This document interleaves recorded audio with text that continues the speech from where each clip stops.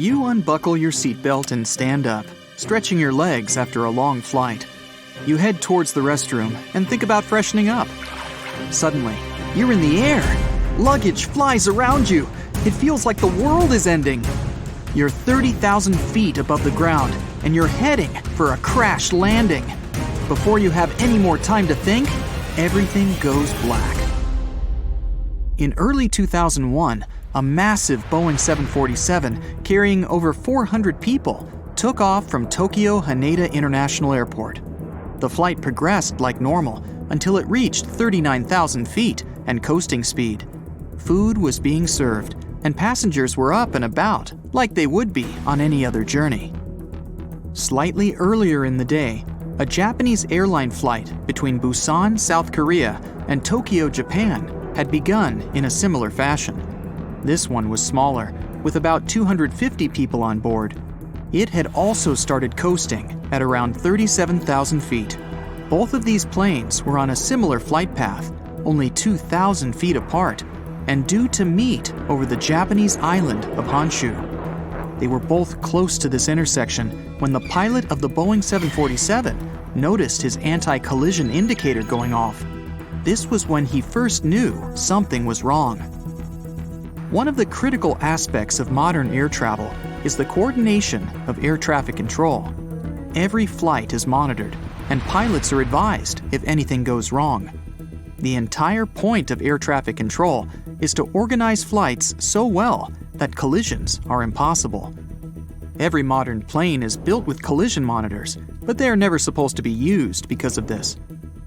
While the anti-collision indicators buzzed, 26-year-old trainee Hideki Hachitani was sitting behind the radars at the control tower, monitoring both flights. The stress of having to oversee more than 10 planes was overwhelming him. This isn't surprising, given that he wasn't even certified to operate by himself without supervision.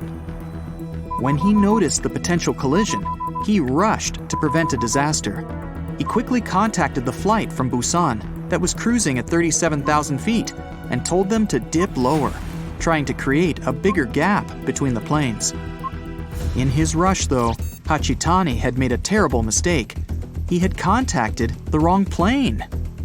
Instead of telling the Boeing 747 to reduce its altitude, the pilot of the other plane followed Hachitani's instructions and lowered from 39,000 feet to 37,000 feet, the exact same height as the 747. Both planes sped toward each other at 500 miles per hour on a collision course. Hachitani was beginning to panic now. When he noticed that the flight from Busan hadn't descended, he quickly instructed it to turn right. The pilot had, of course, failed to follow the instructions given because they'd been sent to the wrong plane. For an unknown reason, the instruction to turn right failed to reach anyone at all this time. The communications from air traffic control were failing, and the pilots didn't have any idea of how much danger they were in. When seeing Hachitani panicking behind the control panel, his supervisor rushed to the scene and took control of the situation. She contacted the flight from Busan and now told it to climb up. Amazingly, when she did this, she gave the order to a flight that wasn't even operating that day. Both of the flights ignored her because they didn't know that the message was intended for them. The Boeing pilot was at least aware that there was another plane close by, but his faith in air traffic control would have comforted him. Surely, if anything was badly wrong, someone would send him more instructions? At this point, the crash was beginning to look inevitable. For the passengers on the flights, though, everything would have seemed to be normal. They might have been eating some snacks, stretching their legs, or maybe waiting in line for the toilet, completely unaware that they were on course to fly straight into another plane. Luckily for all of the 600-plus people involved, the pilot was well-trained and confident in a situation that would cause most people to freeze up. Through his windscreen, he saw something that no pilot should ever see: another plane heading directly for him. With cat-like reflexes and remarkable composure, the Boeing pilot gripped the throttle and steered the plane down as low as he could for the seconds he had before the collision. The Boeing flew straight underneath the other flight. Imagine being a pilot and seeing the ground in front of you instead of the sky. They both made it out intact. This man had saved the lives of more than 600 people. That isn't to say that everyone got out without a scratch. The passengers were completely unaware of the entire incident, so barely any were buckled in. They were powerless as the change in direction threw them against the inside of the plane.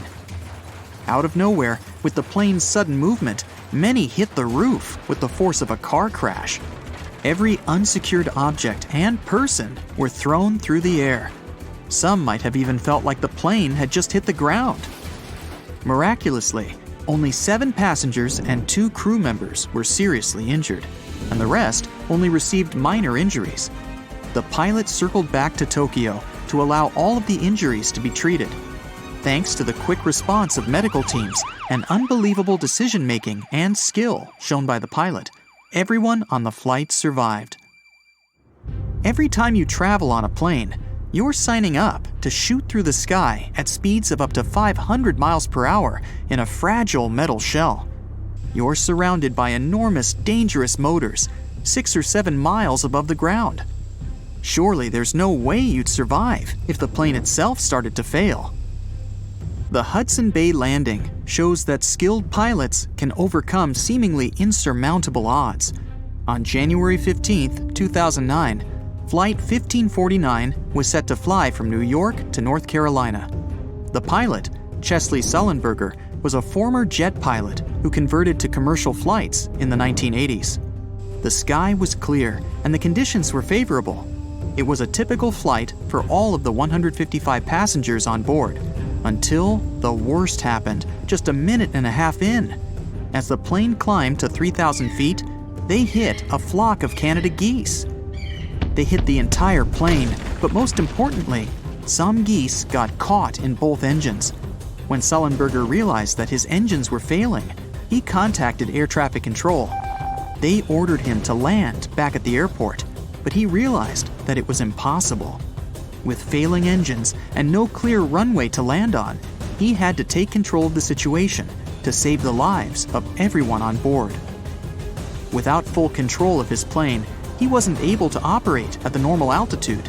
He flew so low that he passed over the George Washington Bridge at only 900 feet. The people on the bridge were terrified to see the plane so close, but they had no idea how bad things were on board. With the plane speeding at 140 miles per hour, Sullenberger saw the Hudson River in front of him, and he had no choice but to land on it. Everyone in the control tower was shocked to hear what he had to do, but there was no other option. Landing on a runway is one thing, but commercial pilots aren't trained to land in a river. Sullenberger had to think clearly and plan the landing while flying towards the ground.